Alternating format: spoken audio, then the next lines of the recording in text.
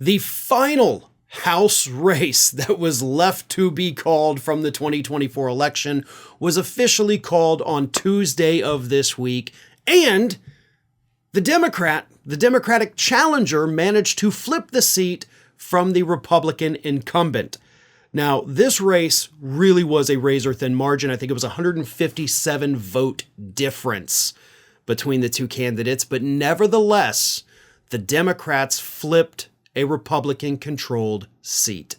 So we now have the final makeup of the incoming House of Representatives. It will be 220 Republicans to 215 Democrats.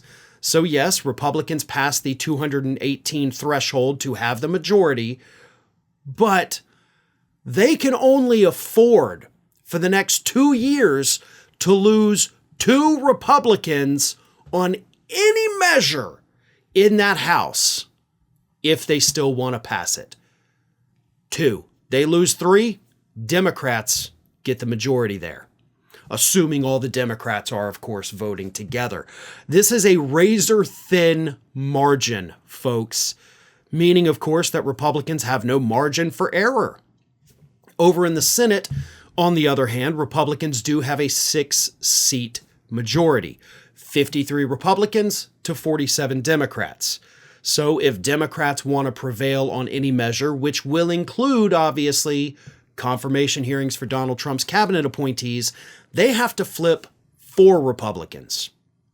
Now, flipping 4 out of 53 is a lot more difficult than flipping 3 out of 220, but that's the way it is. A razor-thin majority for Republicans in the House and a slightly better, yet still not super great for Republicans, majority in the Senate. That is what we are dealing with. And yes, the numbers do have to be 4 in the Senate, because even if you only flip 3, then you got 50-50. J.D. Vance as vice president comes in as the tiebreaker and Republicans win, so you gotta flip at least 4. But that gives us a little bit of hope, right? Not just hope that maybe we can flip Republicans on some issues to vote with Democrats or vote against Republican things.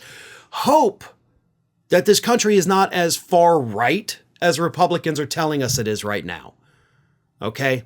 A 5-seat advantage in the House, a 6-seat advantage in the Senate. Donald Trump couldn't even get 50% of the popular vote.